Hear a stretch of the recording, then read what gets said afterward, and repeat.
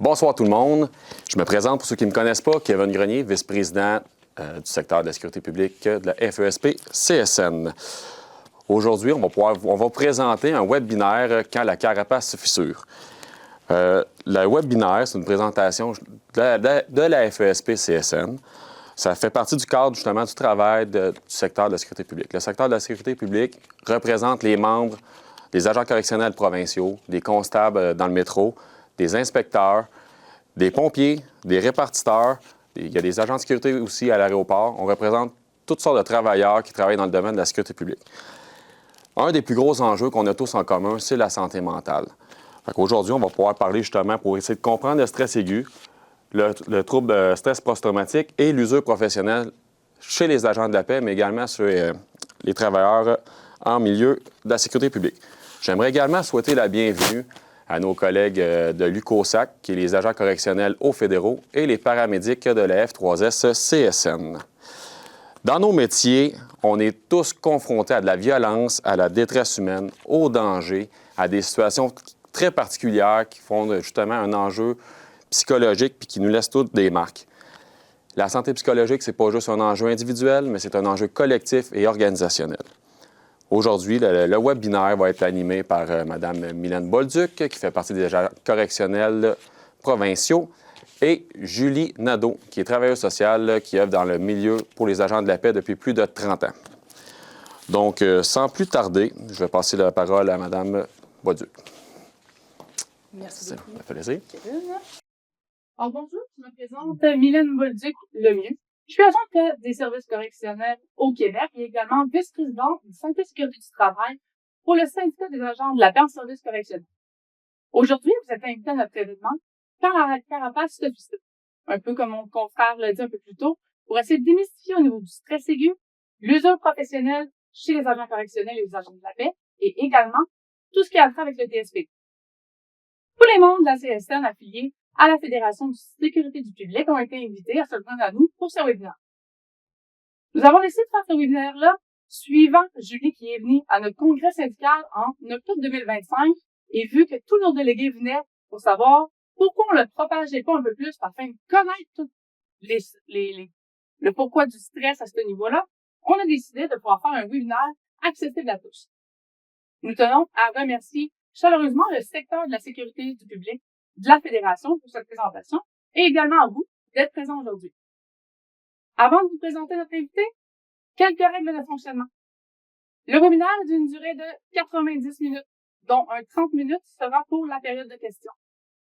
Vous n'aurez pas accès à vos caméras ni à vos micros, le tout dans le but justement de rester cohérent lors de la présentation.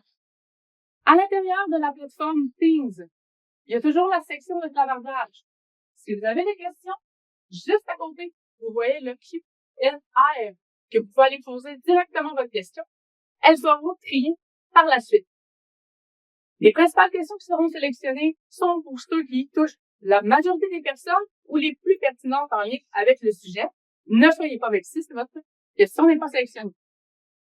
À la suite du webinaire, un document aide-mémoire sera disponible sur le site Internet et également, le webinaire sera disponible sur le site Internet dans son intégralité pour pouvoir le revoir pour une période de 6 mois. Maintenant, sans vous attendre, nous sommes heureux de vous présenter Julie Nadeau.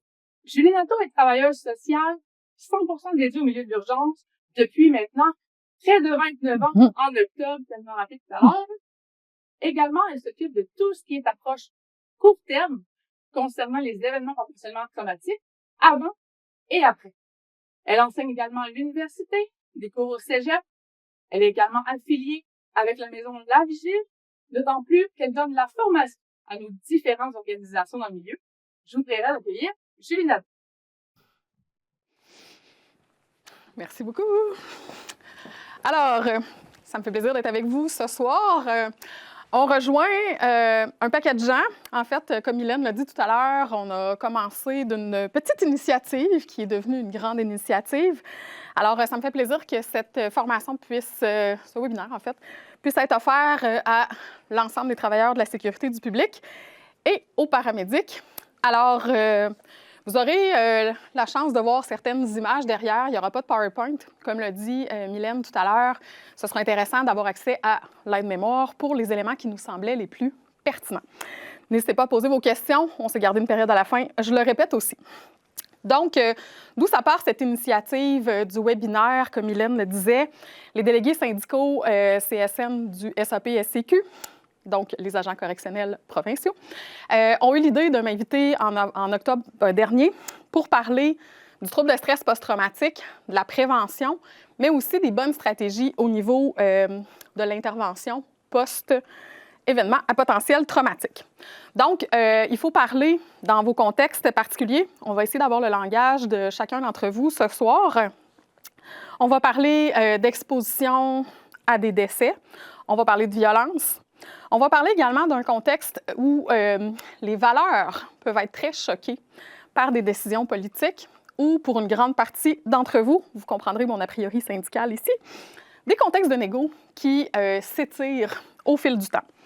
Il sera également question des différentes modifications qui ont été faites en CNE-SST. Je ne suis pas juriste, je ne me prétends pas juriste, mais il y a quand même des informations, je pense, qui sont importantes à savoir. Donc, n'hésitez pas, si vous avez des questions, on vous rappelle la petite plage de questions. Ce qu'il faut savoir, c'est que l'an dernier, en octobre 2025, gros changement législatif au niveau de la CNESST.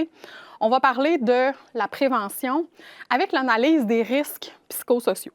Donc, l'objectif de ce soir, c'est de vous parler des différents risques qui peuvent vous toucher dans vos professions respectives, que ce soit dans le carcéral, que ce soit dans un camion incendie, que ce soit au métro, que ce soit encore pour les paramédics dans l'ambulance.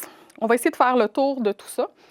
Et on va parler également, je pense que c'est important de nommer ça, l'aspect de la charge émotionnelle qui est reliée à vos situations d'intervention. Donc, je vais commencer par parler d'exposition. Certains et certaines d'entre vous m'ont entendu à de nombreuses reprises répéter mes statistiques très pertinentes. Je vais d'abord définir l'événement à potentiel traumatique. C'est important de noter que l'événement à potentiel traumatique, que je vais appeler EPT pour la suite, elle a été définie, cette situation-là, à partir de 2015 dans le DSM-5. Donc, le DSM, c'est quoi? C'est le manuel diagnostique qu'on appelle entre nous, les professionnels de la santé mentale, la Bible des maladies mentales. Donc, avant 2015, qu'est-ce que c'était l'événement potentiel traumatique?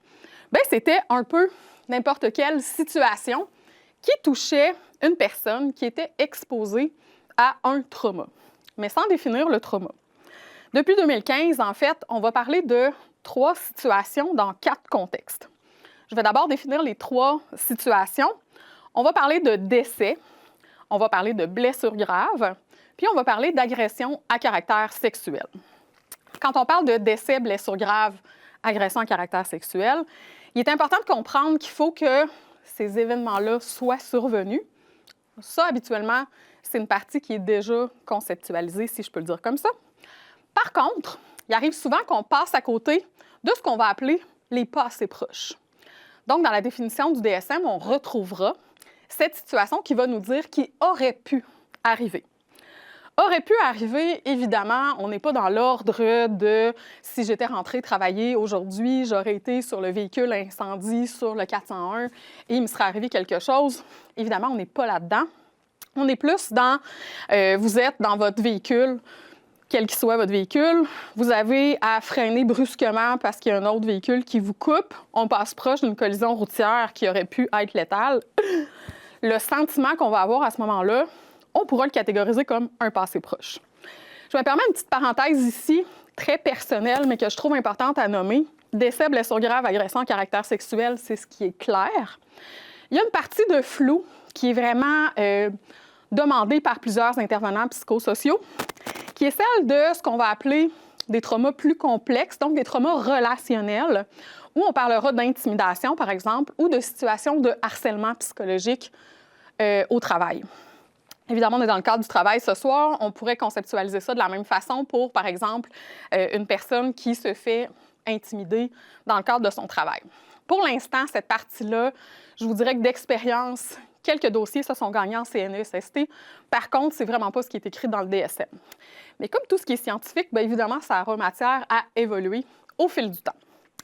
Je vous ai dit par la suite, il y aura 4 contextes dans lesquels ces situations-là peuvent se produire. Et vous verrez tout à l'heure, Mylène va venir bonifier ces 4 contextes-là par des exemples du terrain qui sont variés. Alors, je vais commencer le premier contexte dans lequel ces événements-là peuvent arriver. Je le répète, je suis bien fatigante. Décès, blessure grave, agression à caractère sexuel. Ça peut m'arriver à moi directement. Donc, je suis directement la victime de cette situation-là. Évidemment, dans le cadre de votre travail, si vous êtes agent de la paix, il y a à parier qu'il est possible qu'on tente de vous agresser ou même, malheureusement, qu'on puisse vous agresser, donc blessure grave. Évidemment, on parlera pour soi. Cette partie-là, je vous dirais, elle n'est pas contestée. Habituellement, c'est quand même accepté. Là, on commence à être dans le peu plus flou à partir du deuxième cas d'espèce. Le deuxième cas d'espèce, c'est ce qu'on appelle le témoin direct.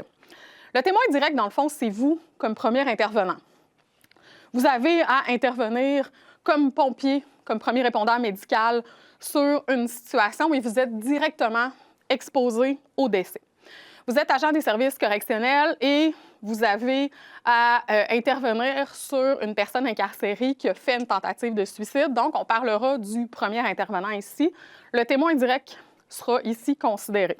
Je vais vous revenir tout à l'heure avec des règles de rédaction pour vos déclarations en CNSST. J'y reviens tout à l'heure, mais je trouvais ça important de placer les points théoriques dans un premier temps. Dans un troisième temps, on va avoir le témoin indirect. Et là, Mylène aura d'excellents exemples à vous donner tout à l'heure. Témoin indirect, dans le fond, on va parler ici de personnes qui se fait raconter un récit. On pensera, par exemple, à l'inspecteur à l'STM, qui va entendre une déclaration d'une personne qui a subi, par exemple, des voies de fait. On va penser à, on n'a pas ce soir d'enquêteur de police, mais qui entend des récits d'agression sexuelle. On pensera aussi au conseiller en milieu carcéral qui entend une histoire qui est racontée. Donc, témoin indirect veut dire, je n'ai pas constaté d'office cette situation. Par contre, elle m'est racontée dans le détail de par mon emploi. Vous verrez tantôt le petit bémol ici, de par mon emploi. Et le quatrième cas, et je le trouve très important, et en fait, tout ce qu'on fait ce soir, c'est aussi pour prévenir le quatrième cas. On parlera d'exposition à des vidéos ou de l'exposition à de l'audio dans lequel, malheureusement, se forgeront des souvenirs traumatiques. Je pense ici à nos paramédics qui doivent réécouter leur appel. Je pense à des situations d'exposition sur les réseaux sociaux, des bandes audio que les répartiteurs peuvent entendre. Malheureusement, je vais être obligée d'en donner un, puis je ne vais pas dans le détail, mais l'exemple de la mosquée à Québec, les bandes audio ont été versées et ont joué sur TikTok pendant plusieurs semaines. Donc, TikTok ne passerait pas. Mais dans le cadre de votre travail, si vous êtes exposé à ces éléments-là, évidemment, ce sera maintenant considéré comme un événement à potentiel traumatique. Je tiens à noter que cette semaine est sortie sur la dernière ambulance, je m'excuse, ce sera plus contemporain dans 6 mois, mais cette semaine est sortie sur la dernière ambulance une répartitrice ou un répartiteur, je ne sais trop le genre, qui a été reconnue en trouble de stress post-traumatique. Mais on parle ici de l'exposition sonore. Alors, c'est quand même récent, cette acceptation, mais c'est important de noter que c'est prévu dans le DSM. Donc, 3 situations, 4 contextes. Si on regarde l'ensemble des statistiques canadiennes, on parlera pour les intervenants d'urgence, de manière très générale dans nos statistiques, 600 à 850 événements à potentiel traumatique. 600 à 850 événements potentiels traumatiques, ce que ça veut dire, c'est 600 à 850 fois des scratchs sur votre disque dur dans votre mémoire. Alors, je vais passer la parole à Mylène qui pourra vous donner quelques exemples et je reviens par la suite. Merci, Julie. En fait, ici, ce qu'on voulait faire avec Julie, c'était d'amener ça un peu plus dans le contemporain, dans ce qui se passe actuellement dans nos détentions ou encore sur l'ambulance, dans une caserne de pompiers, les constables de la STM. On l'a subdivisé en niveaux. Le premier niveau, ce sont les appels lorsqu'on doit y aller directement, qu'on n'est pas préparé et qu'on est le premier appel. Il peut y avoir des journées sans complètement aucun appel, alors que d'autres journées, on dirait que ça n'arrête pas. 2, 3, 4 appels sans cesse. Vous le savez, que ce soit agent correctionnel, policier, pompier, ambulancier, on ne sait jamais sur quoi on va tomber. Donc déjà là, on a un niveau de stress élevé, ne sachant pas à quoi on va être capable et à quoi on va justement devoir faire face. On va toujours être dans cette vigilance. Puis, on va se le dire, quand ça va bien, on ne nous appelle pas. Donc, si on nous appelle, c'est qu'il se passe quelque chose. Donc, au premier niveau, on est les premiers répondants, donc les directement impliqués, que ce soit un cas d'urgence en détention ou un appel lorsque vous êtes sur la patrouille ou en caserne. On est les premiers arrivés, donc les premiers exposés. On va voir peu importe ce que ce soit les victimes, les personnes autour, devoir sécuriser. Bref, on est directement là à être impliqués puis à voir ce qui se passe. Julie le disait tantôt aussi, c'est nous qui allons voir, entendre tout ce qui se passe autour et devoir intervenir rapidement. On n'a pas le choix, c'est notre job. Que ce soit une bataille, un code médical, puis même pendant qu'on se rend, on va se demander, après ça, est-ce qu'on va avoir du backup? Va-t-il y avoir des renforts qui vont arriver à temps pendant qu'on va être en train d'intervenir? Puis tout ça mis ensemble fait justement que ce sont tous des critères potentiellement traumatiques. Même si c'est une personne devant nous qui est un inconnu, une personne incarcérée ou quelqu'un qu'on n'a jamais vu, ça reste toujours un être humain devant nous et ça reste toujours choquant. Pour ce qui est du deuxième niveau, on est ceux qui arrivent souvent en renfort lors des interventions, des appels. Donc, on arrive, l'intervention en soi est déjà prise en main, mais il reste tout autour. Que ce soit un incendie, il faut aller voir les civils, que ce soit un cas d'urgence pour être capable justement d'aller tasser les autres personnes, on est toujours impliqué. Mais ça ne veut pas dire qu'on ne va pas justement être tenté d'aller voir ce qui se passe. On n'a pas nécessairement besoin d'aller voir ce qui se passe dans la cellule ou encore sur la scène où les paramédics sont en train d'intervenir. Malheureusement, beaucoup d'entre nous ont cette curiosité d'aller voir, ne serait-ce que pour demander de l'aide ou ne serait-ce que pour aller voir. Ce n'est pas nécessaire. Souvent, ce que ça va faire, c'est que ces images-là peuvent rester et faire réapparaître d'autres images qui, nous étions directement impliqués. Donc, ça s'appelle faire une scratch de plus sur son CD, alors qu'on n'a pas besoin de le faire. Le premier niveau, on est dedans, on sait que ça fait partie du travail, on n'a déjà pas le choix. Mais au deuxième niveau, est-ce qu'on a vraiment besoin d'aller voir qu'est-ce qu'il y avait dans la cellule ou qu'est-ce qui se passait dans la maison? Non. Mais on le fait tous un peu quand même. Ça va être aussi de voir nos collègues qui sont shakés, de voir qu'ils sont en état de choc, d'aller les voir, d'être capable de le prendre, puis on se fait des images sur ce qu'ils ont vécu. Mine de rien, de se faire des images comme ça va continuer à causer soit de rappeler des vieux souvenirs ou de se créer, justement, des nouvelles problématiques. La troisième partie, comme Julie l'expliquait tantôt, ce sont tout ce qui sont les images autres. Dans le milieu de l'urgence, on a aussi les répartiteurs 911 qui, eux, ont seulement au téléphone les personnes qui crient, qui doivent le gérer, mais en milieu de détention, on a aussi les contrôles centrales, où est-ce qu'ils sont, dans le fond, toutes les caméras qui ont en tout temps la vision sur ce qui se passe. Donc, vont entendre sur les ondes radio, devoir ouvrir les portes, voir en live ce qui se passe. Ça rend aussi un sentiment d'impuissance. Et tout ça, mis en cause, peut justement ramener d'autres choses et, mis bout à bout, être capable de causer, malheureusement, un stress post-traumatique. On va se le dire, quand on travaille dans le milieu de l'urgence, on développe aussi une curiosité un peu malsaine, le ORE. Combien de personnes parmi nous, moi la première, je l'ai déjà faite, qu'on va vouloir aller voir les photos, le signet mis au contrôle central pour voir la vidéo, ou encore dans un briefing de savoir qu'il y a eu une intervention la veille, de revoir les photos de scène de crime. C'est pas nécessaire. C'est toutes des scratchs qu'on se fait à notre CD sans s'en rendre compte. Comme n'importe quel CD, pour tous ceux qui en ont déjà eu, il peut avoir une scratch sur son CD, il ne marchera plus. Puis il y en a d'autres qui vont en avoir plein de scratchs, puis ils ne sautent pas encore. Mais ça, malheureusement, il n'y a pas de façon tangible de le savoir. On le sait, les intervenants d'urgence sont dans un milieu tough. Pas besoin de ça, nous autres, ça ne me dérange pas. Puis souvent, ce qu'on fait aussi, on a un humour un peu louche. Cet humour qu'on se dit, qu'on peut se dire entre nous, policiers, pompiers, agents correctionnels, paramédics, puis qu'on ne pourrait pas dire avec d'autres personnes parce que définitivement, c'est peut-être déplacé, que c'est un exutoire. Ce sont tous des choses qu'on fait pour être capable justement d'en parler puis de dédramatiser les événements.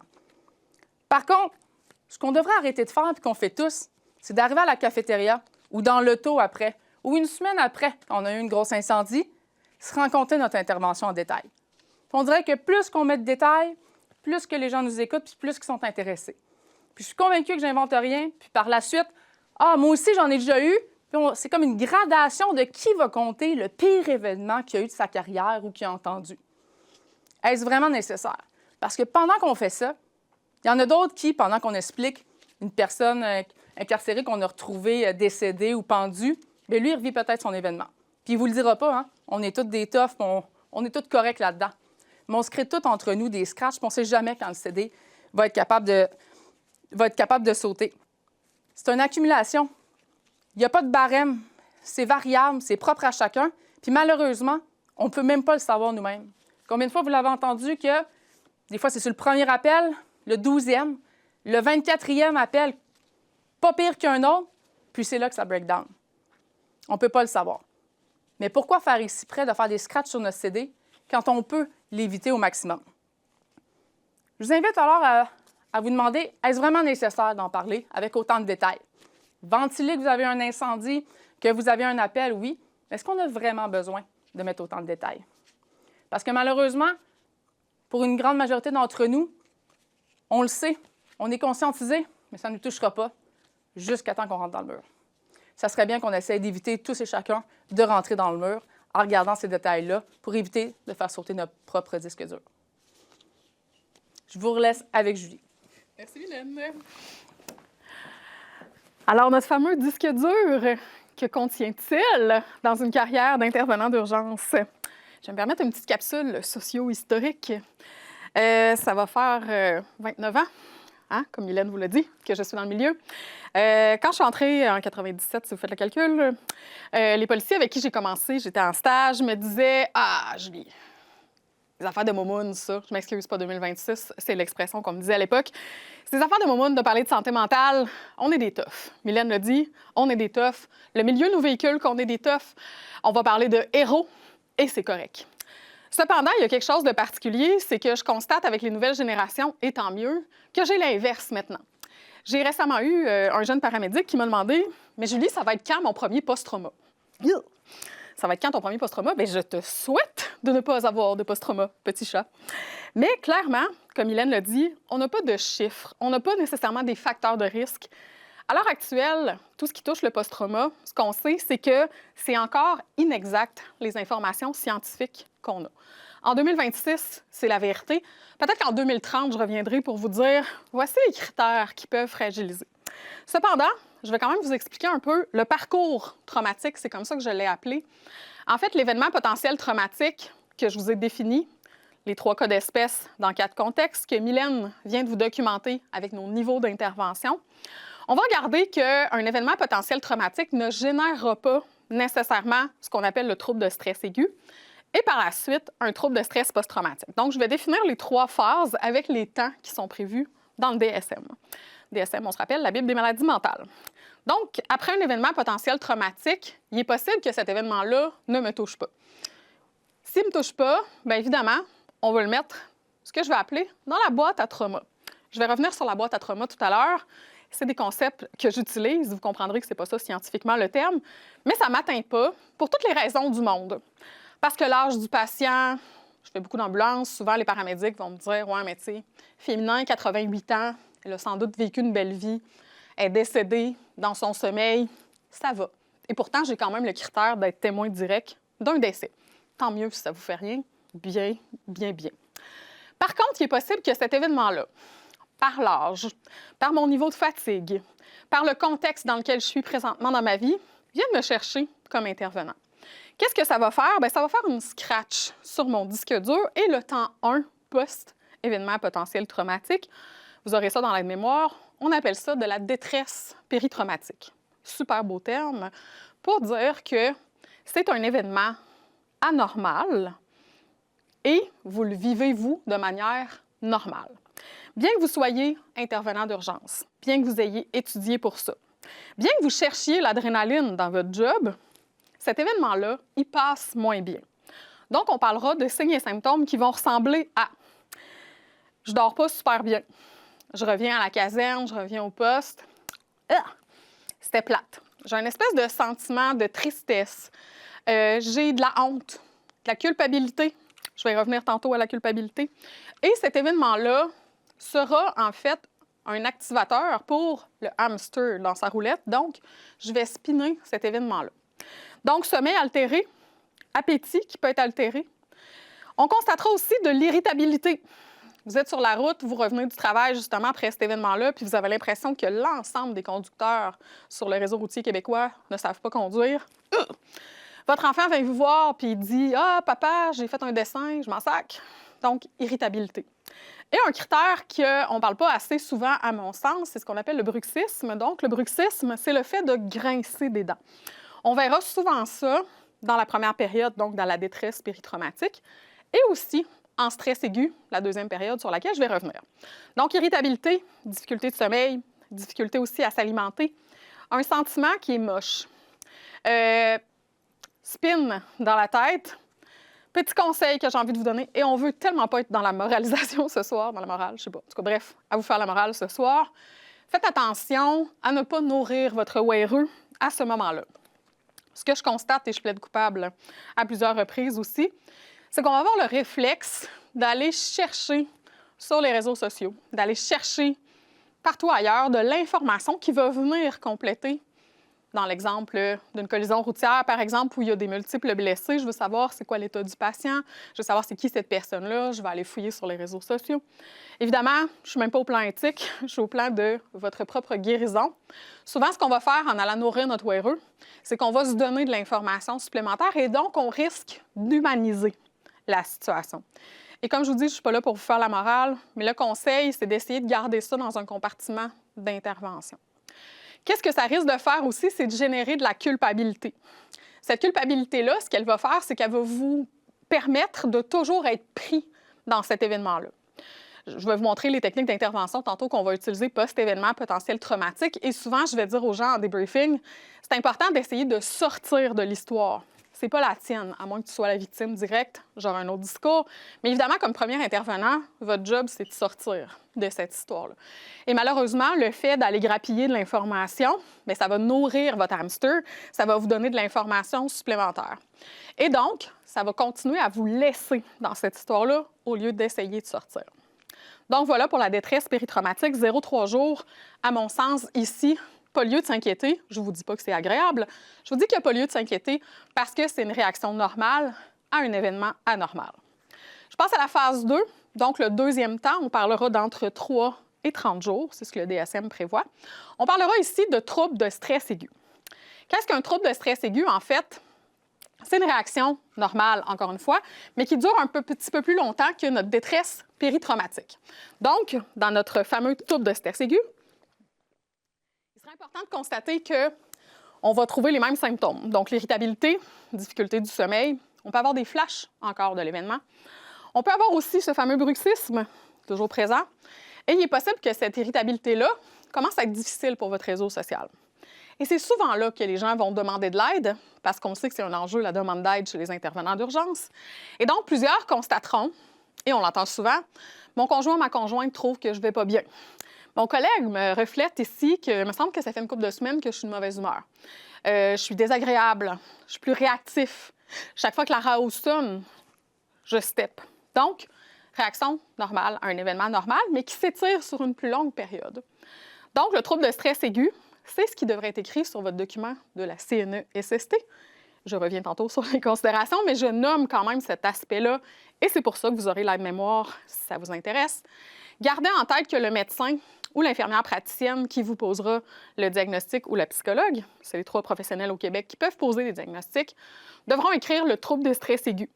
Si c'est écrit trouble de l'adaptation, qui est aussi un trouble temporaire, le problème, c'est que la madame de la CNESST, que j'appelle toujours Nicole, parce que dans ma tête, elle s'appelle Nicole, mais Nicole, elle va refuser votre déclaration en CNESST parce que l'événement potentiel traumatique va causer un trouble de stress aigu et ça, c'est relié au travail. Un trouble de l'adaptation, c'est n'importe quelle situation à laquelle vous ne vous adaptez pas. Vous, moi, là, peu importe. Donc, voilà pour la deuxième phase. Passons maintenant au trouble de stress post-traumatique, donc le fameux TSPT. Ce qui est important pour moi, c'est de dire qu'on fait beaucoup de prévention. Ça fait partie de la prévention sur les risques psychosociaux. Je tiens quand même à dire qu'on parlera, là, selon les études, d'entre 5 et 8 de la population qui va développer un trouble de stress post-traumatique dans une vie. Donc, il n'y a pas lieu de s'énerver dans le sens où ce n'est pas tout le monde qui va développer un TSPT. Et c'est important aussi de savoir que ça prend l'ensemble des critères cliniques pour parler d'un TSPT. Donc, qu'est-ce que c'est un trouble de stress post-traumatique? On va parler de l'exposition à un ou des événements à potentiel traumatique. Depuis 2015, le « ou des » s'est rajouté parce qu'avant, c'était un événement. Donc, vous, dans votre boîte à trauma, dans lequel vous mettez vos 600-850 événements potentiels traumatiques. L'enjeu pour les intervenants d'urgence, c'était de déterminer, mais c'est lequel l'événement de trop. Et c'est difficile à faire. Deuxième symptôme, c'est le flashback, les reviviscences, si on parle français. Donc, les flashbacks, c'est quoi? Et c'est un enjeu qui est très important à comprendre. Mylène l'a évoqué un peu tout à l'heure. Ce qui est important de nommer, c'est que des flashbacks, c'est toujours déclenché par des éléments sensoriels. Donc, le flashback, là, c'est pas une image, un son, une texture. C'est ça qui éveille le souvenir de l'émotion qui était présente au moment où vous êtes arrivé sur cet événement-là ou qui est survenu dans votre propre vie, parce qu'évidemment, ça peut tout survenir dans votre vie personnelle aussi. Donc, le fait, par exemple, d'évoquer, et je vais faire exprès pour ne pas scratcher vos cerveaux, donc je fais attention dans mes exemples, mais si j'invoque une date, si j'invoque une odeur en particulier, si je vous parle d'une artère routière que vous dites hey, « moi, je ne veux plus aller là », chaque fois que vous pensez à ça, ça repop les événements, mais ça repop aussi l'émotion que vous avez sur l'événement. On pourra parler ici d'un trigger, d'un déclencheur qui va nous ramener les flashbacks. Troisième critère très important qui va avec les flashbacks, c'est le fait d'éviter ce qui est ce déclencheur. Donc, le déclencheur, cette odeur que je ne veux plus sentir, et en passant, l'odeur qu'on ne veut plus sentir, ce n'est pas que des trucs qui sont de la putréfaction, je vais pas aller plus loin, ça peut être l'odeur d'un sapin sans bon. Ceux qui ont eu des formations avec moi, vous m'avez tous entendu parler de mon pompier vanille qui avait été déclenché par un décès, malheureusement, sur la route, mais c'était l'odeur du sapin sans bon, lui, qui rappelait cet événement-là, alors qu'il a porté pendant 10 ans ce souvenir-là sans trop comprendre d'où venait sa haine de la vanille. Donc, ça va nous amener, ce trigger-là, ce déclencheur-là, à fuir ce qui nous rappelle notre déclencheur. Que ce soit votre ambulance, que ce soit de prendre le métro, que ce soit la carte de métro, que ce soit le son de la RAO, puis là, je ne vais pas donner plus d'exemples, j'essaie de les garder professionnels, ça se peut que votre cerveau, ce qu'il dit, c'est « Attention, j'ai pas de plaisir ici. » La dernière fois que j'ai été exposée à ça, ça a rempli ma boîte à trauma, ça a généré des émotions ultra désagréables, donc je vais fuir cet élément-là. Et c'est souvent pour cette raison-là que les thérapies vont viser à vous réexposer progressivement à cet élément-là, évidemment encadré de manière thérapeutique. Je vais y revenir tout de suite après. L'autre critère très important, c'est qu'on va perdre espoir aussi. Ce qui est important de penser dans le trouble de stress post-traumatique, c'est qu'il y a une corrélation extrêmement importante entre le TSPT et les idées suicidaires. Pourquoi les idées suicidaires vont être si rattachées au post-trauma? Et je ne dis pas que tous les gens qui se suicident sont en post-trauma, c'est pas ce que je dis, mais c'est que le fait de ne pas être soigné en trouble de stress post-traumatique va ultimement souvent amener la personne à perdre espoir qu'elle va finir par aller mieux, qu'elle va retrouver son état d'avant. C'est beaucoup ce qu'on entend dans les histoires des cheminements des intervenants. Donc, on cherchera évidemment à soulager ces difficultés-là, soulager des difficultés qui sont une perte d'espoir. Bien, les idées suicidaires sont une stratégie que je ne cautionne pas, vous aurez compris. On trouvera aussi beaucoup de gens qui vont développer un trouble d'utilisation de substances, donc une dépendance à l'alcool, aux drogues, au sexe, à la porno, aux achats sur Amazon, peu importe. Et malheureusement, c'est un critère d'exclusion en trouble de stress post-traumatique. Vous comprendrez que c'est un enjeu pour nous en intervention. Donc, quelqu'un qui a déjà un diagnostic de trouble d'utilisation de substances ne peut pas être diagnostiqué en post-trauma, pour toutes les raisons que j'ignore. Cependant, comme je vous dis, des fois, c'est la conséquence d'un post-trauma qui n'est pas traité. On trouvera aussi chez quelqu'un qui est en trouble de stress post-traumatique des enjeux dans son fonctionnement social. Donc, sommeil, appétit, ça change vraiment la personne. Donc, un TSPT, ça prend ce portrait clinique-là. Vous aurez sur l'aide-mémoire l'ensemble des critères cliniques. Je vous réfère également au DSM. Ce que je vous dis là est vrai en date de 2026, évidemment, toujours à changement selon les critères du DSM. Donc, voilà pour le trauma, le TSPT. Donc, événement potentiel traumatique, trouble de stress aigu, trouble de stress post-traumatique. Je m'excuse si je répète, je ne vous ai pas devant moi en réaction. Je vais juste faire un petit wrap-up. C'est ce qu'on appelle le parcours traumatique. Il y a d'autres enjeux qui vous touchent aussi. J'ai envie de vous parler de la fatigue de compassion. Fatigue de compassion, c'est un terme à la mode dans les 15 dernières années. En fait, c'est un concept qui est somme toute assez nouveau dans la littérature scientifique. Qu'est-ce que c'est la fatigue de compassion? En fait, Mylène le disait tantôt, vous n'êtes jamais appelé dans vos emplois respectifs à intervenir dans des moments où les gens vont bien. Bien, qu'est-ce que ça fait, ça? Bien, ça fait qu'éventuellement, on devient un peu usé. Usé de la souffrance humaine. Cette souffrance-là, en fait, elle va prendre plusieurs formes dans la réaction de l'intervenant d'urgence qui diffère un peu de l'intervenant psychosocial. Chez les intervenants psychosociaux, desquels viennent cette littérature-là, on retrouvera chez eux des réactions comme une espèce de souffrance à voir qu'il n'y a pas assez de ressources pour les enjeux qu'il y a. On réfléchira aussi à comorbidité entre, par exemple, les enjeux de santé mentale et la toxicomanie. Et on cherchera un peu les ressources. C'est très sauveur, je dirais, cette réaction-là. On aura par la suite aussi des réactions par rapport au fait que nos intervenants d'urgence vont dire « je suis tannée de voir du monde ». Et ça, je peux vous dire, je l'entends extrêmement souvent. Je suis tannée de voir du monde, en fait. J'ai l'impression que chaque personne qui veut me parler vient me voler mon énergie vitale. J'ai l'impression, en fait, qu'au quotidien, les gens vont toujours mal. On entend des phrases comme ça. « Voyons, ça va bien mal. C'est-tu moi où tout le monde va mal? C'est-tu moi où c'est plus violent? » Donc, on aura ces réactions-là que je normalise. Ceci dit, cependant, la fatigue de compassion, c'est pas un diagnostic. Ça s'appellera comment si on a besoin d'un arrêt de travail? Un trouble de l'adaptation. Donc, en date d'aujourd'hui, au niveau de la CNSST, pas super simple à faire indemniser. Je vous invite, si c'est le cas, à essayer. Oui, vous pouvez consulter. Je ne suis pas ici pour vous faire de la pub pour les intervenants. Cependant, c'est important aussi de se repositionner. Parce que souvent, en fatigue de compassion, et je le vois dans mon bureau, là, je vous dirais que 85 % de mes clients sont en fatigue de compassion, on retrouvera chez eux une espèce de perte de sens au travail. Et vous avez perdu ma licorne tantôt. Je vais revenir en détail sur ma licorne morte, mais c'est ces espèces d'idées bienveillantes qui vont nous quitter. On a l'impression que l'humain manipule. On a l'impression que l'humain va voler mon énergie. Donc, qu'est-ce qu'on va faire? On va s'isoler.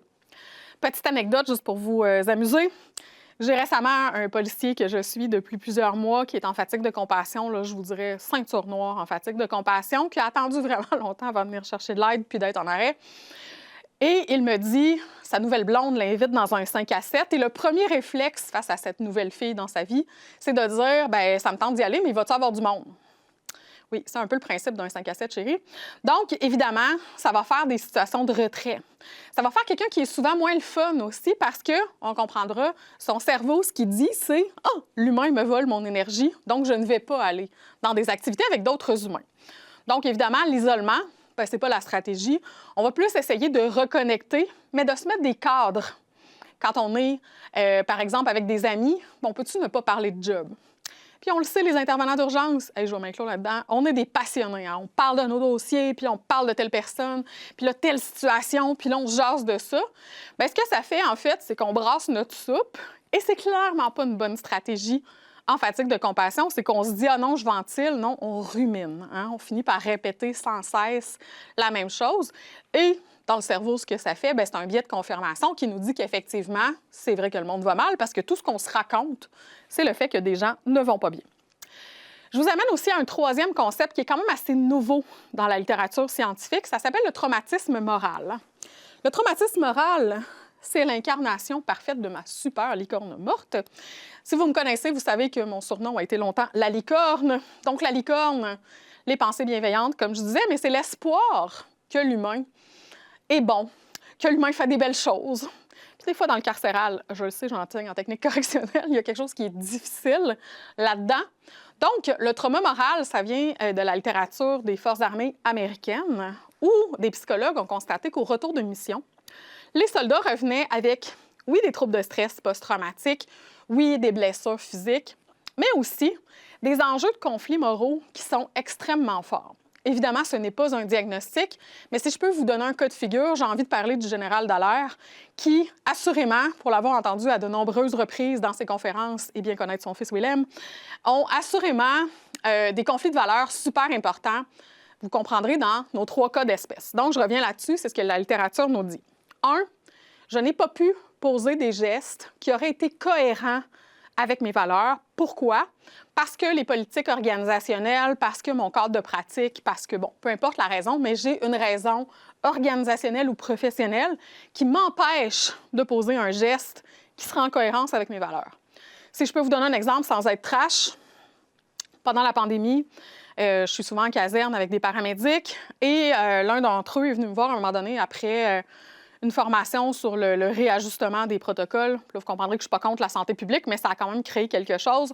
Ce paramédic-là vient me voir puis il me dit hey, « Moi, Julie, là, je te le dis tout de suite, si j'ai un arrêt cardio-respiratoire pédiatrique, quelles qu'en soient les procédures, je te jure que je vais agir et on me passera au bureau. » Donc, pour ce paramédic-là qui est venu me voir, qui était extrêmement fâché, c'est pas juste que je suis dérangée, c'est que j'ai un conflit de valeurs majeur entre un protocole qui a été déterminé par quelqu'un de l'extérieur, qu'on est capable de comprendre, mais qui ne fait pas de sens pour cette personne-là, je m'excuse l'anglicisme, et ce que lui avait comme valeur. Donc, qu'est-ce qui fait que moi, je choisis mon métier? Bien, si je choisis mon métier parce que je veux sauver des vies et qu'on me dit « Ouais, tu peux sauver des vies, mais à telle condition », ça ne passe pas. Donc, je ne peux pas poser de gestes. À l'inverse, ça peut aussi avoir à poser des gestes qui ne sont pas en cohérence avec nos valeurs. Donc, on me demande, par exemple, de mettre en état d'arrestation quelqu'un. Je ne suis pas en accord avec cet enjeu-là. Ça se peut que ça me dérange un peu. Par contre, on me demande de faire quelque chose qui est complètement contraire à mes valeurs et je n'ai pas le choix, par ma chaîne de commandement, par mon rôle professionnel. Il est possible que ça crée chez moi un sentiment de frustration et donc mon fameux super génocide de licorne. Donc, ça n'a plus de sens pour moi. Et le troisième point qu'on a constaté beaucoup dans certains contextes de l'armée, c'est le fait d'avoir des collègues qui posent des gestes qui sont contraires à nos valeurs. J'ai une situation présentement, puis je n'irai pas dans le détail là, pour ne pas que vous fassiez de lien, mais avec un militaire qui me raconte qu'un de ses très hauts placés dans sa chaîne de commandement a commis des agressions sexuelles, et je ne vais pas plus loin. Et pour lui, ça n'a plus de sens de porter cet uniforme-là.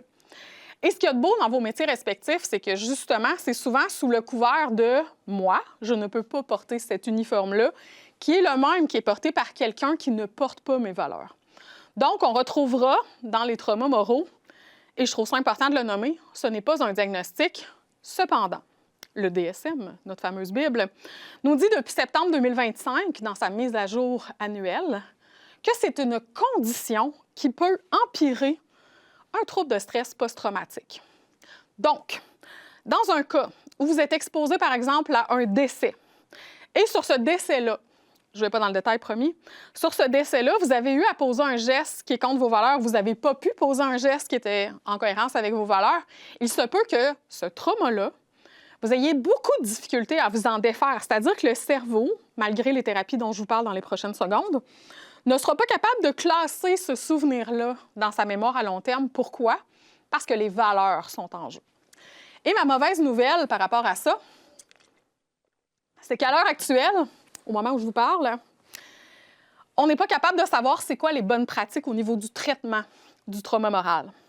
C'est-à-dire qu'on est en essai-erreur à l'heure actuelle. Vous comprendrez que je suis très centrée sur les données probantes de la recherche. Et donc, pour l'instant, on y va un peu à tatillon avec ce nouveau concept-là. Je vous disais aussi que je voulais vous adresser quelques mots sur les thérapies qui guérissent le trouble de stress post-traumatique. À l'heure actuelle, on a 3 familles de thérapies qui fonctionnent. Il y a un livre qui vient de sortir de Pascal Brion, je n'ai pas le temps de le lire, je l'ai juste acheté, sur les thérapies efficaces. Donc, pour l'instant, on parlera de la désensibilisation, c'est-à-dire qu'on va réexposer progressivement la personne à ce déclencheur-là qui va venir la chercher et que le cerveau va avoir associé au trouble de stress post-traumatique. Ce que je veux que vous compreniez sur un trouble de stress post-traumatique, je laisse mon iPad quelques secondes, c'est qu'un trouble de stress post-traumatique, c'est déclenché quand votre adrénaline, okay, sur un RPM, mon adrénaline va tellement monter que mon cerveau va garder un souvenir de cette intervention-là.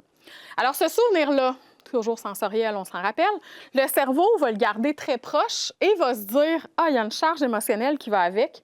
Je vais le garder proche, proche, proche. Je ne vais pas aller le classer dans ma bibliothèque à long terme parce que c'est tellement souffrant que je vais le garder près de moi. » Donc, les 3 formes de thérapie que je vais vous expliquer, j'ai commencé avec la désensibilisation. Les 3 formes de thérapie, ce qu'ils vont faire, c'est casser le lien entre le déclencheur sensoriel et l'émotion que ça va générer. Cette émotion-là, on se rappelle, qui est très désagréable. Donc, désensibilisation, on va parler de réexposition progressive. J'attire votre attention tout de suite sur les 3 types de thérapie dont je vous parle.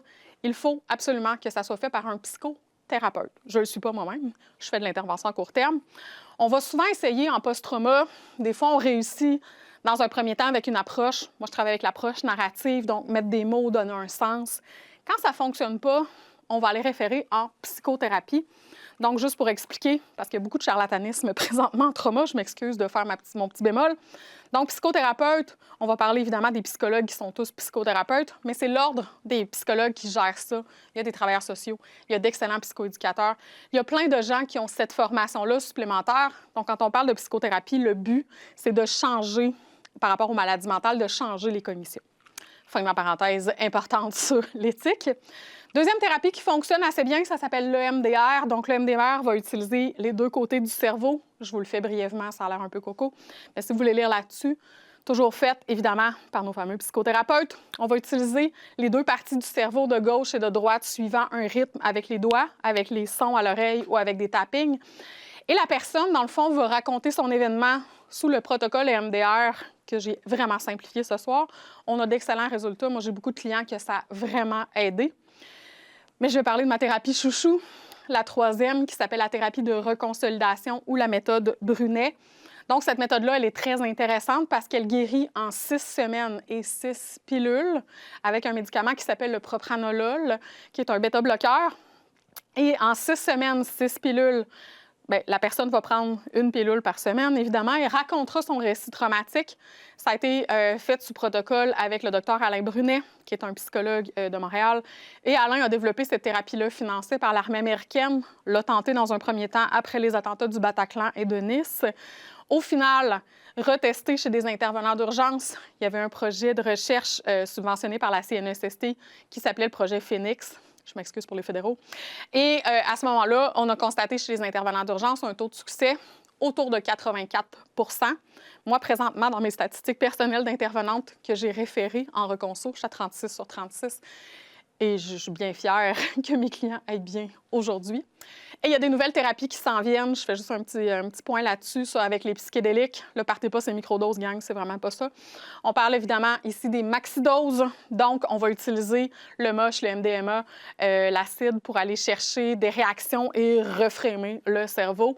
Si ça vous intéresse, Caroline Depuis, une psychiatre en Suisse, Suisse-Belgique, sont très forts là-dessus. Donc, voilà. La science évolue. On est content parce que quand j'ai commencé, quand quelqu'un est en post-trauma, on lui faisait des babayes dans la fenêtre. Donc, TSPT, on a aussi la fatigue de compassion, on a le traumatisme moral et on a aussi ces fameux leviers de prévention. Mylène en a parlé tantôt, je vous ai mis l'image du contrôle central. Faites le parallèle, mes chers intervenants d'urgence, avec toutes les fois où vous devez, dans un mode préventif, essayer de ne vous exposer qu'à ce qui est utile. On le sait sur le terrain, il y a eu un changement de paradigme super important, puis les pompiers pourront encore plus en témoigner, j'ai envie de dire. Moi, quand j'ai commencé, je commence à être vieille. J'arrive avec moi quand j'ai commencé. Évidemment, quand il y avait un décès sur une mort évidente, tout le monde allait regarder en dessous de la couverture pour voir et s'exposer, pensant qu'on allait désensibiliser nos cerveaux. Tellement faux. Chaque fois, on rentre des événements à potentiel traumatique. Donc, le premier objectif, c'est de sensibiliser, ne s'exposer qu'à ce qu'on a besoin de voir. Deuxième point, vous m'entendrez souvent parler, et j'écris beaucoup là-dessus, j'ai appelé ça de la pornographie traumatique, c'est vraiment pas un terme scientifique, d'essayer aussi de se sensibiliser à qu'est-ce que j'ai besoin d'aller voir dans l'ensemble de l'appel que j'ai eu à faire, dans l'ensemble de l'intervention que j'ai eu à faire. J'ai enseigné peut-être à quelques-uns d'entre vous à l'AEC en service correctionnel. Combien de fois j'ai dit à mes étudiants, si vous n'avez pas besoin de lire le dossier du détenu, pourquoi vous allez lire ça? Donc, d'aller remplir son cerveau et d'humaniser une situation, je vous l'ai dit tantôt et je le répète et je veux tellement pas être dans la morale, ça sert à rien. Donc, ça, c'est des leviers préventifs dans le sens où ce n'est pas des situations que vous choisissez. En fait, vous choisissez d'aller plus loin. Puis là, comprenez-moi bien, c'est pas d'avoir une posture professionnelle, de dire « je m'en sac de mes dossiers, je veux pas savoir, je vais faire le minimum ». C'est vraiment pas ça. Mais rajoutez pas dans votre boîte à traumas des traumas desquels vous n'avez pas besoin. Le deuxième point, ça va être de reconnaître. Donc, prévenir dans un premier temps. Deuxième point, c'est de reconnaître. Reconnaître qu'est-ce qui se passe dans nos métiers respectifs. Donc, qu'est-ce qui se passe comme risques psychosociaux? Pensons à tout ce que la CNESST demande. Je vous disais tout à l'heure, je vais y revenir. La reconnaissance, c'est de comprendre qu'est-ce qu'on vit. Qu'est-ce qu'on vit et qu'est-ce qu'on peut faire avec ce qu'on vit. On va constater qu'au niveau des déclarations CNESST, il y a le critère du diagnostic dont je vous parlais tout à l'heure. Si c'est un trouble d'adaptation, Ou encore, si c'est écrit trouble de stress post-traumatique et votre événement fait 4 jours, je vous le dis tout de suite, ça ne passera pas. Donc, comment bien remplir une déclaration en CNESST? Et ce que je vous dis est un conseil très bienveillant, même si je t'en ai de ce mot-là. Je trouve ça très important de vous dire que j'ai fait une espèce de collecte de données auprès des conseillers en CNESST parce que je fais beaucoup de suivi CNESST. J'ai demandé respectivement, sous le personnage de Nicole, qu'est-ce qui serait accepté et qu'est-ce qui ne serait pas accepté en CNESST. La bonne réponse, en fait, c'est que j'ai envie de vous dire, sortez de votre déformation professionnelle. Puis là, moi, je viens du milieu policier initialement. Je lis des déclarations de CNESST, puis ça a l'air d'un rapport de police. J'étais dans le véhicule 26 avec mon partenaire Jean-Grégoire, quand soudainement, non. Madame à CNESST, honnêtement, à Sansac, dans quel véhicule vous étiez, ça, c'est une déclaration policière. Ce que la madame à la CNESST, toujours cette fameuse Nicole, a besoin de savoir, c'était quoi l'événement? Hein? C'est quoi le code de nature de l'événement? C'était-tu un 9 écho 3? Ça, c'est une pendaison pour ceux qui ne connaissent pas le milieu préos. Est-ce que c'est une situation de sauvetage, d'incendie avec sauvetage pour les pompiers? Est-ce qu'il y a des conditions particulières sur l'appel qui sont venues réveiller des symptômes chez vous? Donc, tout ce que je vous dis de ne pas faire depuis tantôt, va falloir le faire dans votre déclaration CNESST parce que ce qui va être important pour cette fameuse Nicole, c'est de savoir est-ce que cet événement-là aurait suscité la même réaction chez tout le monde qui aurait vécu l'événement. Alors, de par le code de nature, je reviens avec mon exemple de la pendaison, je ne vais pas dans le détail, promis. Est-ce qu'il y a quelque chose de particulier sur l'âge du patient? Est-ce que c'était votre 4e en 2 semaines?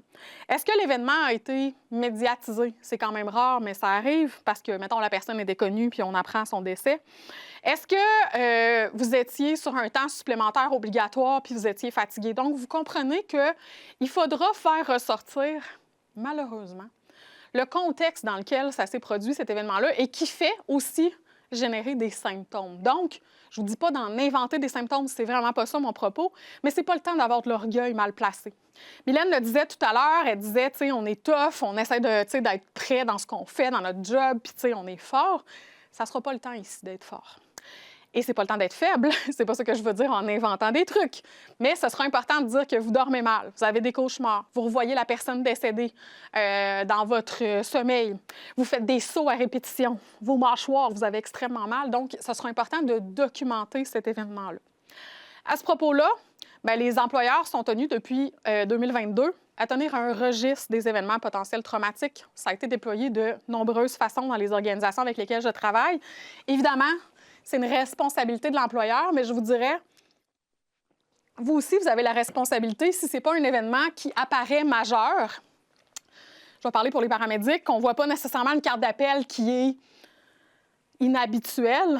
Ça peut être un décès d'une personne âgée, mais ça fait 6 décès. Ça fait 6 annonces de décès que vous faites en faisant vos constats à distance. Vous en avez un peu marre, puis votre grand-maman qui a le même âge est en soins palliatifs présentement. Fait que vous comprenez que c'est ce qu'on devra documenter à ce moment-là. Ce qui est important aussi de comprendre, c'est que dans cette déclaration-là, évidemment, vous aurez à peut-être faire une demande de révision parce que ça se peut que ça ne passe pas du premier coup parce qu'il a manqué de l'information. Fait que important de saisir le processus. Vous avez des délégués syndicaux pour ça, je le rappelle. Ce sera aussi important d'accepter peut-être, au niveau des bonnes pratiques, une intervention qu'on verra en 2 temps. Là, je vais prendre les termes en anglais parce que je les déteste en français. On commence à donner vraiment beaucoup, je dis on, c'est-à-dire Julie, moi, et la vigile, parce que c'est moi qui les donne pour la vigile, beaucoup de formations, et l'École nationale de police la donnait jusqu'à la fermeture récente là, du centre de formation, le NPQ. Une formation sur le désamorçage, je ne le dis pas en français, je dis defusing habituellement, qui sera à ce moment-là faite tout de suite après l'événement. Pour les vieux, on appelait ça des débriefings à chaud à l'époque. Donc, on aura avec les officiers ou encore avec des pères aidants une rencontre avec les gens qui ont vécu l'événement. Cette rencontre-là, elle se veut, en fait, une question importante, c'est-à-dire, est-ce que l'intervenant d'urgence reste sur le plancher, reste sur le terrain, reste sur l'asphalte, après cet événement-là? Il y a eu une mode, il y a une quinzaine d'années, on retirait systématiquement les gens de la route quand il y avait eu des gros événements. Je me réfère ici à Pascal Brion, qui a vraiment beaucoup écrit là-dessus. On appelle ça une structure de peur post-traumatique. Donc, pour des gens pour qui ça a bien été, cet appel-là, puis qui se sentent à l'aise après, les retirer de la route, en fait, ça devient quelque chose qui est très punitif pour le cerveau. Fait que c'est pas vraiment une bonne pratique. Cependant, si vous sentez que vous n'êtes pas la bonne personne présentement pour aller répondre à d'autres interventions, et comprenez-moi bien, d'autres interventions à un même niveau d'adrénaline, je n'ai pas de crainte pour votre cerveau. Je ne vous dirai pas que vous aurez du fun. Ce qui est souvent plus difficile dans l'urgence, Mylène le disait tout à l'heure, c'est de dire, bien, une journée n'est jamais comme une autre journée. Et donc, je l'ai eu récemment, une intervention qui engendre un décès, puis tout de suite après, vous comprendrez que c'est des paramédics. Aller sur un appel de diarrhée, c'est comme, non merci, je n'ai pas l'empathie nécessaire. Pour le deuxième appel, si la madame est chialeuse, malheureusement, c'est ce que le paramédic m'a dit, si la madame est chialeuse, je vais pogner une heure après. Bien, c'est sûr, ton RPM d'adrénaline, il est super élevé. Puis là, tu as un appel qui ne génère pas nécessairement une gigadose d'adrénaline. Ça se peut que ton empathie ait quitté l'aventure. Donc, désamorçage rapidement post-événement. Question fondamentale, est-ce qu'on reste par la suite sur la route? On normalise les symptômes, on s'attend, voici ce qui peut s'en venir dans le 0-3 jours, donc on prépare les gens. Puis s'il y en a qui vont bien, hey, ils vont bien, OK? Je suis plus capable d'entendre Metako qui est dans le déni. Il y a une responsabilité individuelle, Mylène le disait, il y a une responsabilité collective, mais il y a aussi une responsabilité individuelle. Si je ne vais pas bien, il faudrait lever la main à ce moment-là. Je ne pense pas que c'est le temps pour l'orgueil. Deuxième intervention très intéressante que ChatGPT m'a bien fait ici avec ma petite veste rose. En fait, moi, je fais encore des débriefings. Je vais vous expliquer un peu. C'est remis en question présentement 2 écoles de pensée au niveau de l'intervention post-trauma. On a les premiers soins psychologiques qui vont plus être centrés sur la sécurisation psychologique. J'ai rien contre, mais ce n'est pas mon modèle de pratique avec vous. Avec les intervenants d'urgence, la Vigile et moi, on a continué à déterminer qu'on faisait des débriefings. Moi, j'ai été formée en 97 là-dessus. Ce qui est important de comprendre, c'est qu'un débriefing sera, comme vous l'avez sur l'image, en groupe ou en individuel. Ce qui est important de comprendre, comme je disais, c'est que si je réunis des gens en groupe, pour moi, personnellement, ma précaution scientifique et clinique, c'est de garder des gens qui ont le même rapport à l'événement. Et donc, si j'ai, par exemple, 2 équipes de pompiers, collision routière avec décarcération. J'ai une équipe qui était sur le véhicule. Je ne vais pas plus loin dans le détail, promis. J'ai une équipe qui est sur le véhicule, qui est au patient, en fait, pour sortir avec les paramédics. C'est une première bulle. J'ai une deuxième équipe qui est là parce qu'il y avait un risque d'incendie qui faisait une intervention préventive plus loin. Je vais séparer les 2 groupes. Donc, moi, ma première précaution, c'est de faire des bulles d'intervention par rapport à ce que les gens auront vu. Jusqu'à maintenant, puis c'est pas pour me lancer de fleurs, honnêtement, les gens sont satisfaits de mettre des mots sur ce qui s'est passé, mais toujours en respectant cette bulle-là qui n'était pas initialement prévue au débriefing. La deuxième précaution pour moi qui est importante, c'est de ne réunir que des gens, même rapport à l'événement, mais qui sont aussi volontaires. Donc, d'obliger des gens à participer à une intervention psychosociale, pour moi, ce n'est pas une précaution scientifique parce qu'il y a des gens qui auront pris plus de temps. On l'a fait souvent 3 jours post-événement, cette rencontre-là. 3 jours. Si la personne a dit hey, « moi, je ne suis pas prête à en parler, moi, j'aime pas ça l'intervention de groupe, ou moi, j'ai d'autres mécanismes, ou moi, ça va bien », bien, grand bien te fasse. On va quand même lui laisser les ressources, évidemment, mais on ne forcera pas ce type d'intervention-là. Donc, c'est ce qu'on fait, nous, au niveau des bonnes pratiques. Je dis nous, comme je disais, moi et la Vigile. Ce qui va être important aussi, avant de terminer, c'est de faire attention à ce fameux humour d'urgence. Je l'aime, votre humour d'urgence, c'est ce qui fait que je suis depuis aussi longtemps avec vous. On est tous un peu morts en dedans dans ce milieu-là, Mylène le disait.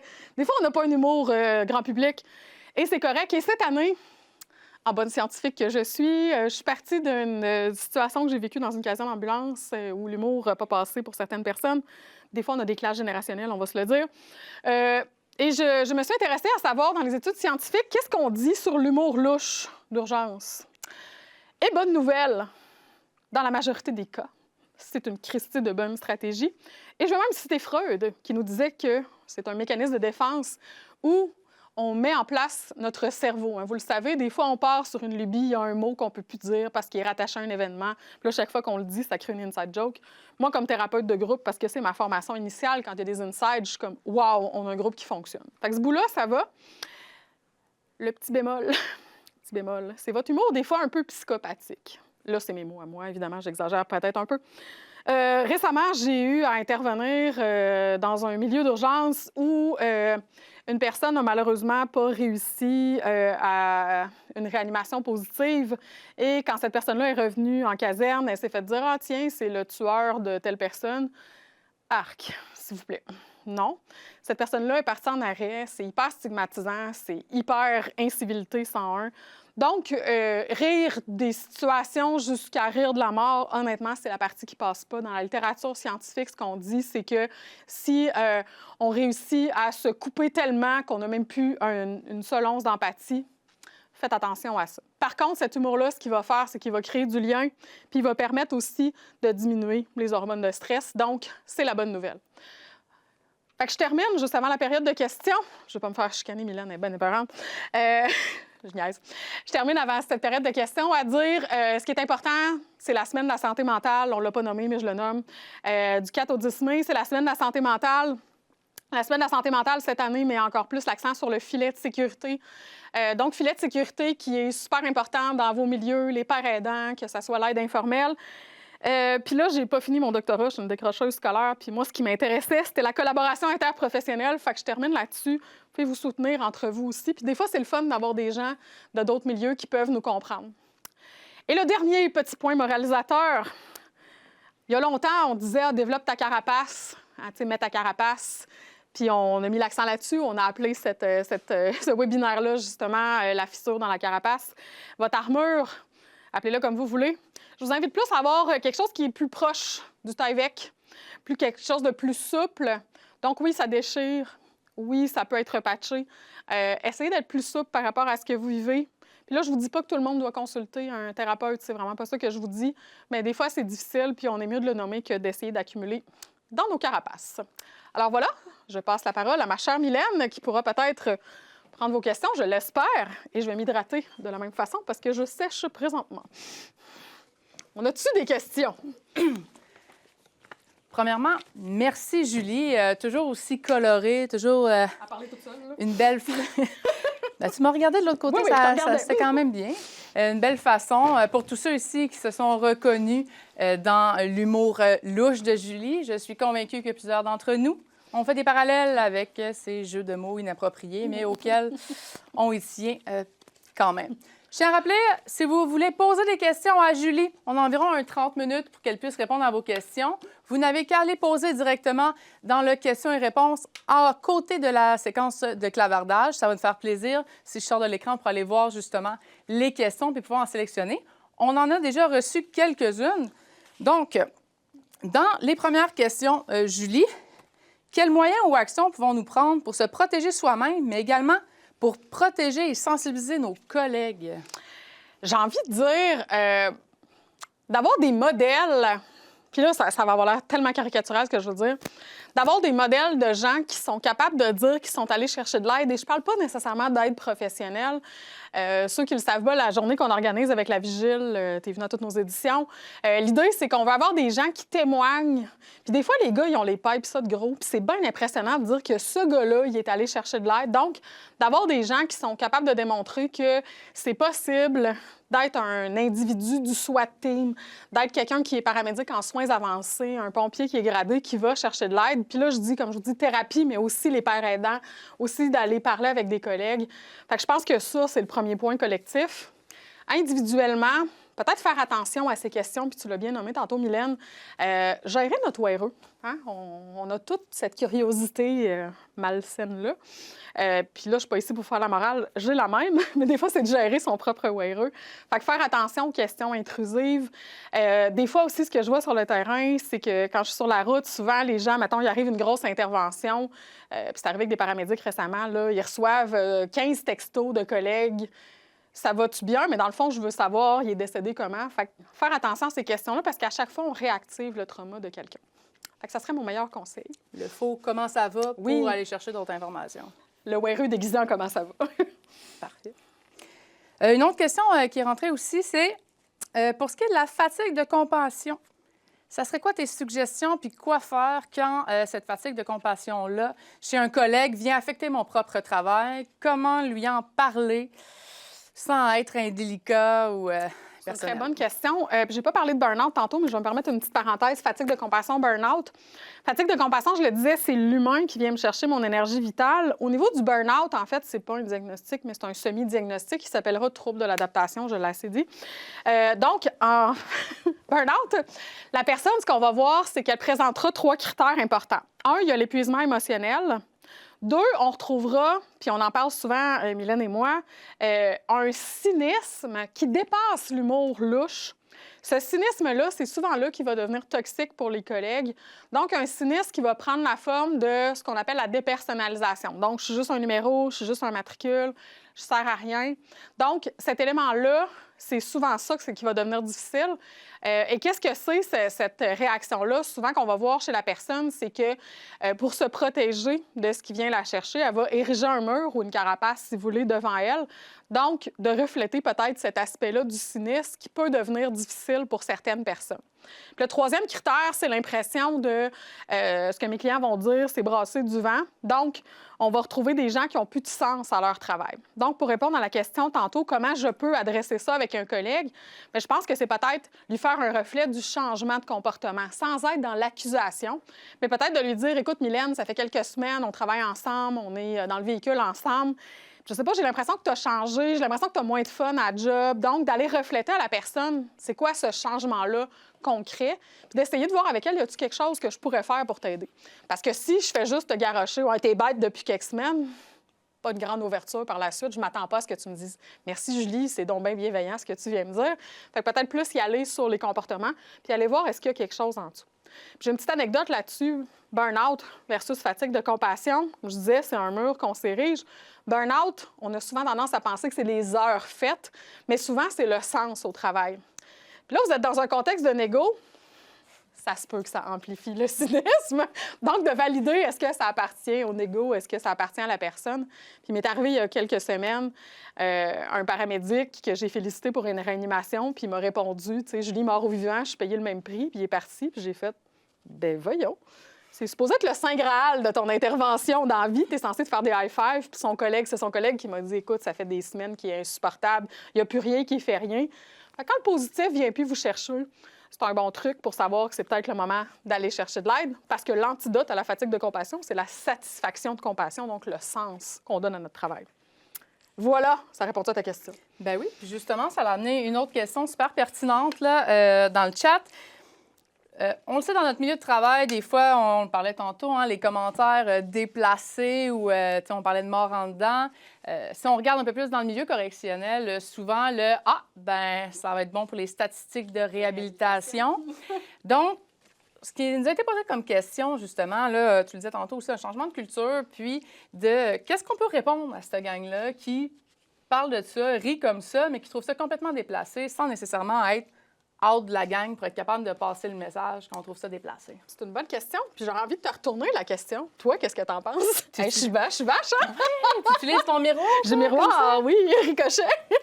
Bien, en fait, là, vite comme ça, moi, ce que j'aurais tendance à dire, c'est que quand il y a des commentaires qui sont déplacés comme ça, si personne n'intervient, si personne ne dit rien, puis ça laisse juste une espèce de froid avec des criquettes, là. Une espèce de froid. Tu sais, on le disait tantôt aussi, reste, même si c'est une personne incarcérée, on n'a pas plus envie quand même que ça soit une personne décédée devant nous. Puis c'est tout le temps facile à dire à la cafétéria ou après ça dans l'ambulance ou avec les autres parce que ça a l'air bien tough de dire ça. Mais pour la personne qui est allée, là, si vous le dites comme ça, la personne qui est allée, qui a fait des manœuvres, puis veut pas, on essaie quand même de sauver la vie parce que ça fait partie de nos tâches de travail. Puis en tant qu'être humain, je crois que c'est seulement de pouvoir aller le dire, d'aller l'expliquer pour être capable de passer à autre chose. Puis je pense que ça fait un silence. Puis collectivement, un peu, c'est ce qu'on veut essayer de passer aujourd'hui aussi comme message, d'arrêter de le faire, ne serait-ce que pour créer des malaises ou pour empêcher d'en créer d'autres. Puis il n'y a rien qui empêche après ça peut-être d'aller le voir. Mais effectivement, c'est sûr que des fois, ça laisse un peu. Mais si tranquillement, collectivement, on est capable justement de faire « Ah, OK », puis peut-être que ça va être les commentaires qui vont justement s'estomper par eux-mêmes là, par la suite. Puis moi, je rajouterai un petit bout là-dessus, puis je trouve ça super bon. Je serais arrivée à la même conclusion. Raphaël Gariepi, qui est en train de finir sa maîtrise sur le TSPT des agents correctionnels, que je salue présentement. Donc, Raphaël a un bon truc que j'aime beaucoup aussi, qui est de dire est-ce que tu as pensé à la famille de cette personne incarcérée-là? Donc, peut-être que pour toi, cette blague de statistiques de réhabilitation est correcte. Cependant, cette personne-là, Elle avait sûrement une famille, elle avait sûrement des gens qui l'appréciaient. Donc, d'essayer d'éveiller ça, puis peut-être pas quand tu n'as pas fini ta probation devant tout le monde en cafétéria, tu n'as pas envie peut-être d'être cette personne un peu pisse-vinaigre. Cependant, je pense que, comme tu dis, il y a des mœurs qui doivent changer. Puis je pense qu'il faut arrêter. Parce que tu vois, pour moi, là, cette phrase-là, elle est plus proche de l'humour psychopathique qu'elle est proche de l'humour dont je parlais tantôt, qui crée du lien, parce que là, on vise un individu en particulier. Quand on touche personne, c'est un peu ça que les recherches nous disaient sur l'humour, ou une situation ou un malaise, ou ça, c'est correct. Mais là, on rit de quelqu'un en particulier qui, comme je disais, a des proches. Fait que moi, j'ai plus tendance à utiliser ces stratégies-là, puis je la ramène de temps en temps en étant un peu casseuse de party. Bien, je pense que ça le fait bien aussi d'être casseuse de party, mais si on veut commencer à le changer, il faut qu'on commence à le changer soi-même pour le faire aux autres. Puis ça l'amène justement à l'autre question qui venait dire, on sait que c'est pas facile de demander de l'aide et parfois, nous avons l'impression que plusieurs font semblant ou encore qui abusent du système. Est-ce qu'il y a une façon de faire ou comment on fait pour distinguer le vrai du faux dans ce cas-là? Ah, j'aime cette question. Je viens de faire une grosse tournée de formation dans des services incendies sur la sensibilisation au trauma. Puis il y a un pompier qui est venu me voir puis qui me disait hey, « Julie, c'est le fun, tu nous donnes la recette pour faire un post-trauma. » Wrong. Je vous donne pas la recette. Un, deux. D'après moi, vous demandez à Google ou à ChatGPT, puis il va vous donner les critères cliniques. Je pense que ce qui est important là-dedans, c'est de... En tout cas, dans mes valeurs à moi, j'ai envie de dire que je préfère qu'on offre un service à quelqu'un qui fake que de dire on n'offre pas un service à quelqu'un qui a caché sa demande d'aide puis que ça a terminé en suicide. Donc, je pense que ce qui est important, c'est de voir est-ce qu'il y a des réactions. Tu sais, le post-trauma, vous allez l'avoir sur l'aide-mémoire, les 8 critères. Un post-trauma, très honnêtement, et j'ai fait du théâtre pendant 12 ans dans ma vie, je pense pas que c'est la maladie mentale la plus facile à feindre parce que souvent, tu sais, oui, j'ai mal au mâchoire, mais d'évoquer le souvenir va rendre la personne souvent en diaphorèse, tremblement. En tout cas, moi, je suis pas capable de faker d'avoir chaud. Donc, d'aller offrir de l'aide, puis peut-être de vérifier avec la personne qu'est-ce qu'il y a là-dedans si elle nous en parle. Tu l'as dit tantôt, Mylène, puis je vais le réitérer. Le post-trauma, ce qu'il y a de particulier, c'est que le déclencheur peut apparaître des yeux extérieurs comme un événement banal. Mais qu'est-ce qu'il y a en arrière? Qu'est-ce qu'il y avait dans la boîte à trauma? Moi, j'appelle ça la ribambelle, parce que souvent, le cerveau va attacher des événements traumatiques entre eux.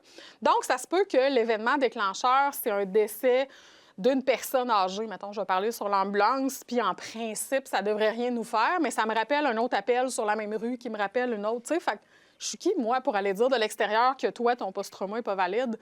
C'est pas l'intensité de l'événement, c'est souvent comment le cerveau l'a encodé. Souvenir traumatique avec l'émotion, puis il va attacher ça dans la boîte. Fait que c'est ce que j'aurais envie de dire. Je préfère qu'on indemnise des gens qui fake. Puis à la difficulté que vous avez à demander de l'aide, j'ai bien de la peine à penser qu'il y a des gens qui fake ces maladies-là. C'est un peu comme on l'expliquait tantôt. Hein? Il n'y a pas de façon, là, une fracture ouverte, on est capable de le voir. Personne ne va t'ostiner si, lors d'une intervention, on finit avec une fracture ouverte au niveau du coude, mais au niveau de la santé psychologique. Comment ça, que cet événement-là t'atteint comme ça, alors que pour moi, ça ne me fait rien? On en revient à tantôt ce que tu expliquais très bien là, au niveau des scratchs sur son CD qu'on ne peut jamais savoir. Puis encore là, juger sur l'accumulation ou le restant des facteurs. Malheureusement, là, souvent dans notre milieu, on voit ça, comme un signe de faiblesse, alors que ça n'en est pas un concrètement. Mais on a tout le temps l'impression que ceux qu'on entend le plus parler sont ceux qui, selon notre perception, et ceux qui abusent. Absolument. Donc, après ça, on a l'impression que si on va en demander, bien là, est-ce qu'on va être stigmatisé comme soit un faible ou encore comme une personne qui abuse?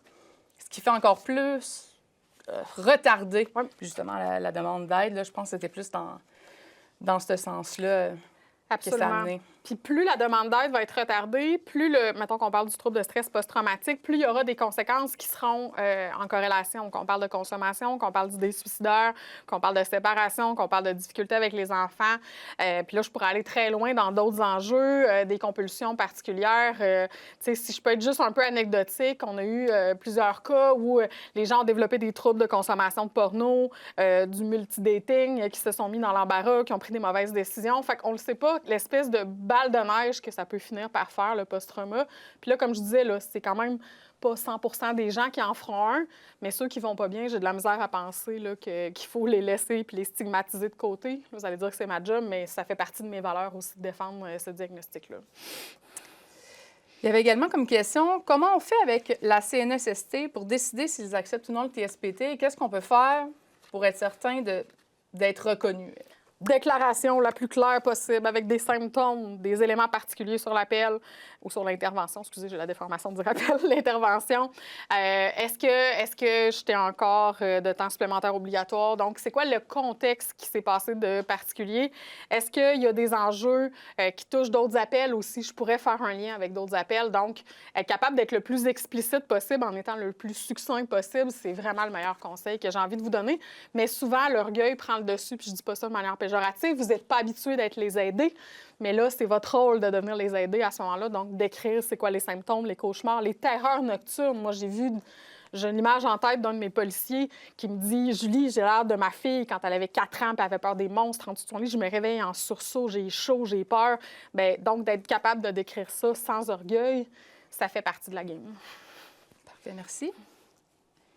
Parfait. Il y a une dernière question ici qui avait été posée également, en fait en 2 parties, avec la nouvelle promotion de la santé psychologique qu'on se fait souvent répéter avec les changements au niveau législatif. Tu en parlais tantôt également.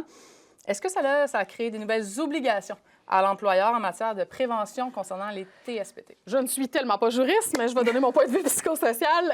Ce qui est important, dans le fond, c'est de détecter c'est quoi les enjeux psychosociaux, donc c'est quoi les risques psychosociaux, RPS pour les intimes. Puis moi, j'ai envie de dire que dans plusieurs organisations, ce que je vais dire qui est un risque psychosocial, oui, l'exposition traumatique, mais aussi le fait qu'on a peut-être accès, tu parlais des signets tantôt, on a peut-être accès à des images vidéo dont on n'a pas besoin, on a peut-être accès à de l'audio dont on n'a pas besoin. Ça, pour ma part, de l'extérieur, rajouter des possibilités d'être exposé, pour moi, ça fait partie des risques psychosociaux. Et la culture qui empêche de demander de l'aide aussi, pour moi, ça fait partie des risques psychosociaux. Je me permets une petite parenthèse scientifique. La chaire de recherche École nationale de police, Université du Québec à Trois-Rivières en sécurité publique, nous dit aussi que c'est important de sensibiliser l'ensemble des intervenants, c'est ce qu'on essaie de faire le mieux possible ce soir, à reconnaître les signes. Fait que si on ne sait pas c'est quoi un post-trauma, puis qu'on s'imagine que c'est un gars qui revient d'une mission de paix quelque part, bien évidemment, on a une vision qui est erronée du diagnostic. Donc, c'est important de comprendre qu'il y a des gens qui continuent à travailler même s'ils sont en TSPT. C'est pas nécessairement ce qu'on voit dans les films. Donc, à mon sens, c'est ça qui est le plus important. Mais je suis bien étonnante avec la porno traumatique, mais pour moi, elle fait partie des risques psychosociaux parce que ça fait partie de notre culture. Et comme tu disais tantôt, souvent, on va s'escalader à dire « Ah, j'ai pogné mieux que ça, puis là, c'était pire. » Puis là, on s'escalade. C'est mon point de vue là-dessus. Bien, en parallèle avec ça, sur le conseil concernant le trauma pornographique, ça serait quoi tes conseils pour essayer d'être le moins affecté, le plus détaché possible quand on est capable, puis être capable de mieux intervenir? Ça serait quoi tes derniers conseils pour les restez dans ce qui vous appartient. Ce que vous avez comme exposition, vous l'avez déjà. Vous allez en avoir dans votre carrière. Puis, je reviens à l'exemple de tantôt. Si je prends les critères de mort évidente, j'ai pas besoin d'aller les voir si c'est pas mon appel. Puis, je vois dans la culture qu'on s'expose de moins en moins, on lève de moins en moins la couverture. Mais on peut-tu faire la même chose avec les récits? Donc, est-ce que j'ai besoin, si toi, tu reviens d'une intervention, de te dire « Puis, comment ça s'est passé? » Pourquoi je te demande ça? Comment tu vas? S'il y a quelque chose, Mylène, je suis là, mais je suis là pour vrai. J'ai pas besoin de savoir ton événement. Et si c'est toi qui le vis, je trouverais ça intéressant que tu fasses attention puis tu me disais « Julie, j'ai besoin de parler. » On appelle ça du low impact debriefing. Donc, t'assurer que, ça me tente de t'entendre puis que j'ai la disponibilité émotionnelle. Puis 2, t'as pas besoin de me raconter si ça saigne, si ça saigne pas. C'est pas ça que tu aurais besoin de ventiler. Je pense que tes émotions seraient plus importantes à ventiler que le côté sensationnel de la scène. Ce que je retiens également de ce que tu viens de dire, c'est aussi peut-être d'aller valider si la personne est prête à recevoir ce qu'on est en train de dire. Parce que des fois, on a besoin de le ventiler, puis comme c'est connu dans notre milieu, de tout de suite le garrocher, mais ça ne veut pas dire nécessairement que la personne est prête à le recevoir pour de multiples raisons. Ouais. Peut-être de le retenir des fois. Hey, j'ai eu un appel hier. Tu dispo, j'aimerais ça t'en jaser. Je peux t'en parler sans nécessairement tomber dans le dramatique. Là. Puis la preuve de ça, c'est que je vois beaucoup de paramédics, là, c'est plus commun chez les paramédics parce que les heures sont différentes, qui vont me dire, moi, je mange dans le truck maintenant parce que ça me tente plus d'entendre les histoires de tout le monde. Tu sais, des gens qui ont suffisamment d'expérience, je te parle d'un 15-25 ans, mettons, là, puis qui disent, hey, moi, je suis saturée, je vais faire mes appels, ça va, mais j'ai pas besoin de m'exposer au reste du sensationnalisme qu'il y a dans la cuisine. Fait que, tu sais, puis je l'entends plusieurs fois par semaine. Fait que pour moi, c'est peut-être un point aussi, on est peut-être saturé des histoires des autres. Puis il faut pas oublier qu'il y a des médias 24 heures, qu'il y a des podcasts, qu'il y a des, du TikTok, du whatever. Fait que, tu sais, on n'en manque pas si, mettons, on est vraiment avide de ces éléments-là. Parfait. Est-ce qu'il y a d'autres questions? Écoute, je te repasse la fin. On switch, On fait des petits tourniquettes. Parfait. Bien, Un gros merci, Julie, pour ton temps, mais surtout pour ton implication et ta dévotion, pour t'avoir vu justement dans plusieurs colloques avec plusieurs métiers d'intervention d'urgence. Il n'y en a pas des tonnes des Julie. Ça serait le fun d'en avoir plus là, également, d'être capable de venir, de faire les débriefings, tant pour venir donner justement des formations ou l'information auprès des premiers répondants, mais également pour être capable dans l'intervention directement, là, pour connaître des personnes à qui tu as fait du débriefing. Ça a été très apprécié. On aimerait également remercier au niveau de la Fédération de la sécurité du public, d'avoir permis aujourd'hui de pouvoir faire ce webinaire, et plus particulièrement à M. Jean Grégoire, conseiller à la Fédération au niveau de la communication, et Chanty Larochelle, qui, sans eux, le webinaire n'aurait pas pu avoir lieu. On vous rappelle également que le webinaire sera disponible sur le site Internet du SAPS et également sur le site de la Fédération de la sécurité du public CSN, ainsi que l'aide-mémoire qu'on vous parlait tantôt avec Julie. On vous rappelle également, c'est un sujet sensible aujourd'hui qu'on a abordé. Peut-être que plusieurs choses qui ont été invoquées par Julie ou par moi-même qui vous ont justement interpellé. Gardez pas ça pour vous, vous pouvez en parler. Il y a des ressources qui existent. Si vous ne savez pas les ressources qui existent actuellement, je vous invite à aller voir vos syndicats dans vos détentions ou encore justement dans vos organisations pour pouvoir le savoir au niveau des ressources. Vous avez aussi des programmes d'aide aux personnes ou aux employés dépendamment. Et également, il y a la Maison La Vigile qui a une ligne d'écoute 24/7 à laquelle vous pouvez justement tout le temps vous référer en cas de besoin. 1-888-315-0007. 1-888-315-0007, comme James Bond. Merci. Donc, un grand merci à vous et surtout, parlez-en à vos collègues. Elle va être disponible pour une période de 6 mois. Donc, parlez-en à vos collègues qui allent le voir. Plus qu'on va le diffuser, mieux que ça va être justement inclus et rendu normal dans notre milieu de travail. Je pense que tranquillement, pas vite, on va être capable de pouvoir faire quelque chose pour éviter de faire des scratchs dans notre propre CD. Et sur ce, merci beaucoup et demeurez prudents. Merci.